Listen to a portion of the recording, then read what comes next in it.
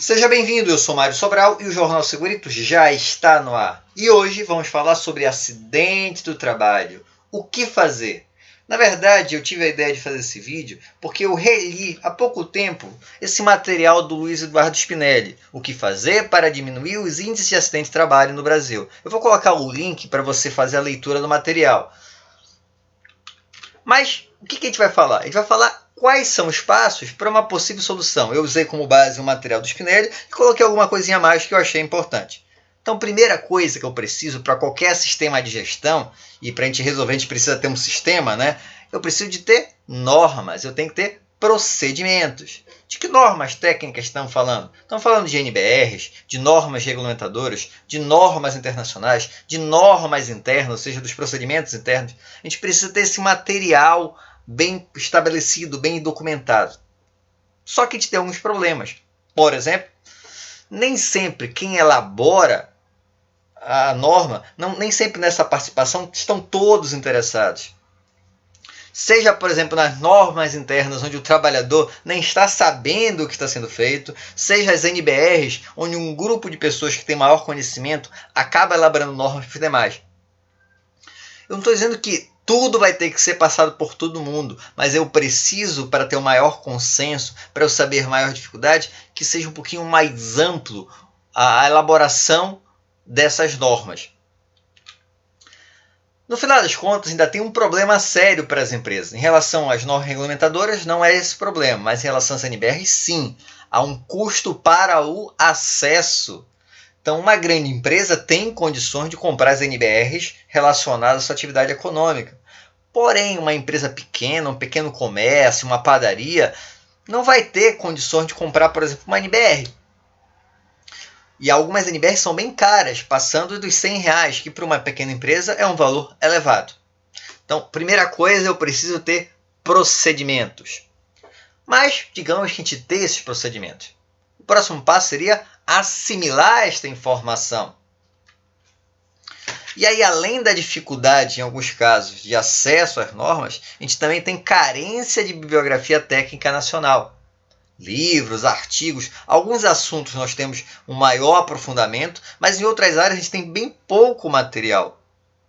Então, é o outro item que a gente tem que levar em consideração. Como é que a gente vai conseguir fazer bons profissionais se a gente tem falta de professores qualificados para certas disciplinas, em função de a gente não desenvolver determinadas áreas?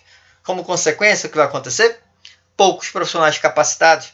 Se a gente não tem quem ensine. E a consequência final? Treinamentos insuficientes. Insuficientes em termos de conhecimento, insuficientes em termos de carga horária, insuficientes em termos de dar a formação necessária para profissionais e trabalhadores.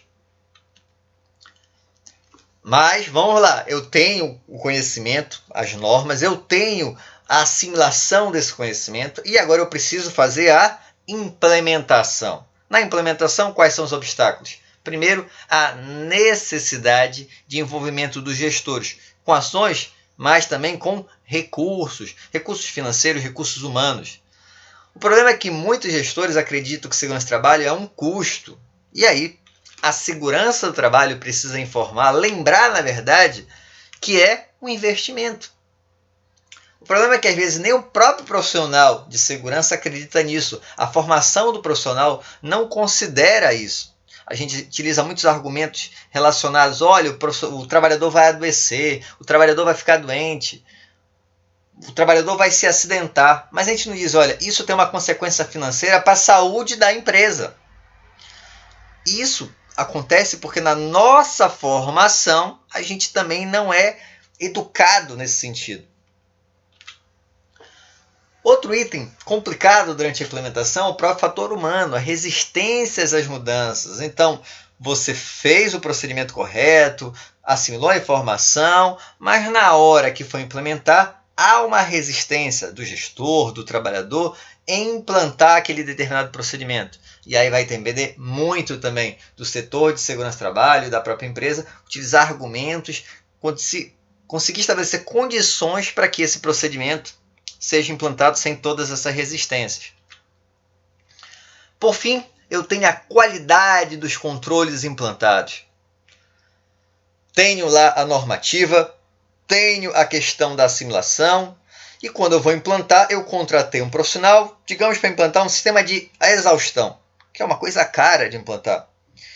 Ele implantou, e aí o exaustor não está sugando na vazão adequada. Quem é que vai avaliar isso? O profissional de segurança nem sempre tem esse conhecimento. E eu acabo tendo um sistema caro que não vai ter a qualidade adequada para o que eu precisava. Tá, mas eu tenho um outro lado também. Vamos ver a questão da fiscalização.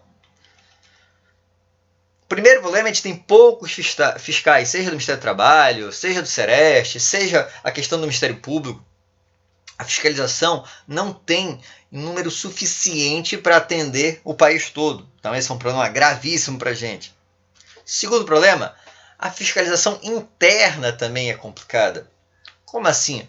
O CERMIT fiscaliza. Quem dera, em algumas empresas o profissional do CERMIT foi contratado apenas por causa da obrigatoriedade legal. Como consequência, ele faz tudo, menos segurança do trabalho. E outra, o CERMIT não é para ser o fiscal de todos os setores. O fiscal do seu setor é o gestor. O CERMIT ele deveria estar ali como suporte. Então, o gestor identificou um problema e ele vai resolver. Caso ele tenha falta de conhecimento técnico para resolver, ele usa o CERMIT como suporte. Não é o CERMIT que tem que resolver tudo, mas isso é mudar uma forma de pensar que é difundida por todo mundo. E outra coisa que não é bem utilizada é a CIPA. A Comissão Interna de Prevenção de Acidentes poderia ajudar muito na fiscalização. Eu já trabalhei em empresas onde a CIPA realmente funcionava e não ajudava. Só que tem muita empresa que considera a CIPA como algo menor e descarta o uso dela. Se eu fiz a fiscalização, como consequência, pode haver uma intervenção. E essa intervenção pode acontecer como? Através do embargo, ou seja, paralisação total ou parcial de uma obra, através da interdição, paralisação total ou parcial do estabelecimento, do setor ou de uma máquina, também através de ações regressivas acidentárias do INSS. Então, o trabalhador foi para o INSS em função de um acidente e responsabilidade da empresa. O INSS está pagando esse trabalhador. Não, mas quem acidentou não fui eu. Eu quero o meu dinheiro de volta. Isso é uma ação regressiva que vai penalizar a empresa que está trabalhando de forma inadequada. Além da fiscalização e essas intervenções, eu também tenho a justiça. A justiça do trabalho, com penalidades e indenizações para ambos os lados, e a justiça criminal, onde os condenados serão sujeitos às penalidades prescritas no Código Penal. Só que a gente está falando muito em punição, né? Fica parecendo que punir é o adequado, é o que resolve, é o que vai mudar o comportamento do trabalhador e do gestor. A punição é uma ferramenta, mas não é a única. Para mudar comportamento, a gente pode utilizar, por exemplo, o reforço negativo. O exemplo clássico de reforço negativo é o uso, por exemplo, dos cintos de segurança, que tem aquele alarme dentro do carro. Enquanto você não coloca o cinto, o alarme fica tocando. Então é uma forma de forçar a você mudar o seu modo de agir. Outra forma é retirar algo. Então, um exemplo que acontece em algumas empresas. As empresas fornecem cestas básicas e essas cestas têm um critério. Você só vai receber a cesta se seguir determinados procedimentos. Se não seguir, digamos um procedimento de segurança, você perde a cesta, você vai retirar. Então, aquilo força você manter um determinado comportamento. E, por fim, o mais importante, que não é muito utilizado, é o reforço positivo. É elogiar, é estimular quem está fazendo certo. Nós punimos muito quem faz errado, mas esquecemos de elogiar quem faz certo. Seja a empresa que está fazendo de forma correta, seja o trabalhador que está fazendo de forma correta. Então já vimos a fiscalização, norma, assimilação, intervenção, justiça e implementação, mas falta a questão da investigação do acidente. E para isso, eu preciso de uma análise detalhada dos riscos. Boa parte das análises são feitas de forma superficial. Eu preciso fazer muito mais análise de incidentes para evitar os futuros acidentes. Isso acontece porque há uma carência de mão de obra para uma investigação bem feita. Boa parte das investigações faz análises tendenciosas. No final vai ter assim, falta de atenção do trabalhador, controle, treinamento. Como se colocar o trabalhador na sala de treinamento vai fazer com que ele tenha mais atenção. Pensa bem, errar é humano. Todo mundo vai errar. Você erra, eu erro, o trabalhador erra. Trabalhar com segurança é saber os motivos que levaram ao erro e aí sim estabelecer controles para que, caso o trabalhador erre, ele não tenha uma forma de redundância no processo para evitar que ele se acidente e também saber os motivos que levaram ele a errar. É isso que é uma boa investigação e não apenas culpá-lo pelo ocorrido. E para isso é interessante a gente entender um modelo de comportamento. O que leva um trabalhador a cometer um erro? Pode ter sido por falta de atenção, mas às vezes ele também resolveu o que vai fazer de determinada forma.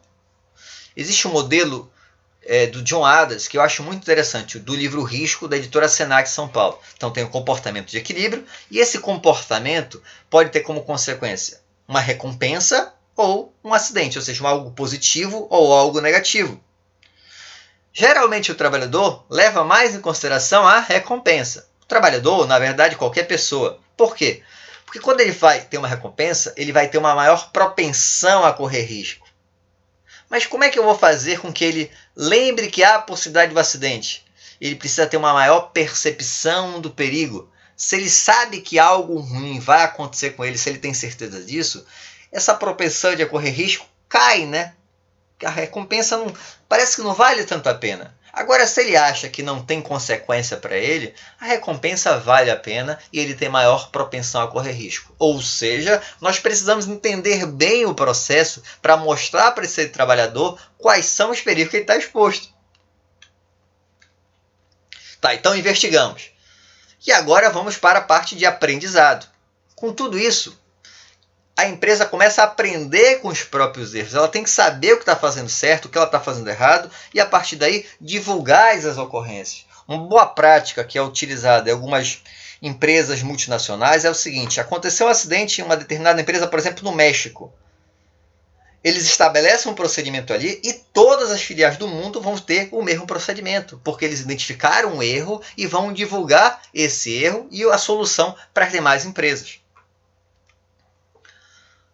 Isso tem muito a ver com o passo seguinte, que seria o aprimoramento. Eu preciso manter uma contínua melhoria do processo, com revisão das normas técnicas, com revisão das normas regulamentadoras, com revisão dos procedimentos internos, ou seja, cada vez fazer melhor aquilo que está sendo realizado na empresa.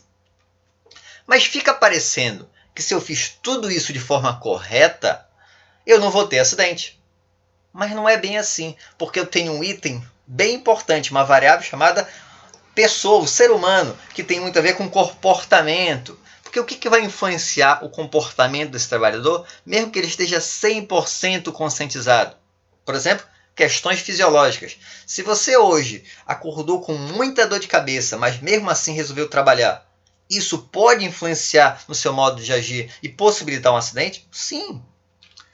Se aquela tarefa ela tem riscos, ou melhor, perigos que são difíceis de controlar, tecnicamente é complicado.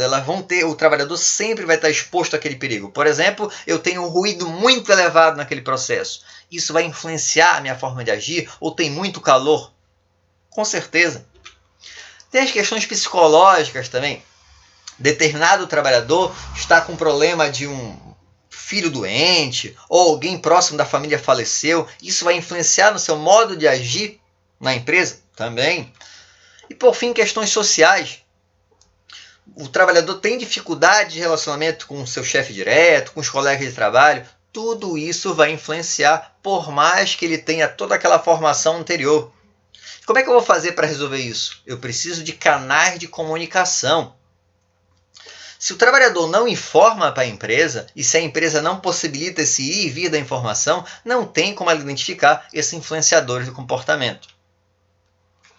Percebe que para solucionar o problema da sem trabalho, são muitas as variáveis. A gente precisa pensar no todo e não ficar pensando apenas em, olha, eu tenho que só treinar o trabalhador. Isso não vai resolver. Você sabe que todo vídeo eu indico o livro. E além desse material do Spinelli, eu vou indicar também o livro 100 quilos. Eu vou colocar no link, na descrição do vídeo, o link para esse livro, que é muito bom também e que fala sobre a questão, uma parte da NR35. Espero que tenham gostado. Se gostar, já sabe, né? Curte, compartilha e vez por outra entra lá no meu site www.jornalsegurito.com. Meu e-mail para você mandar mensagem, trocar ideia, ou coloca também embaixo nos comentários que você gostou do vídeo, se não gostou, e dúvidas. Redes sociais, lá no Facebook tem a fanpage Jornal Segurito, no YouTube, além do canal Jornal Segurito, tem o SST, o canal, que eu faço com meu amigo Nestor, e eu também tenho um podcast, Segurito Encast, com áudios sobre segurança do trabalho, toda segunda e sexta. Espero que tenham gostado do material. Um abraço e até o próximo programa.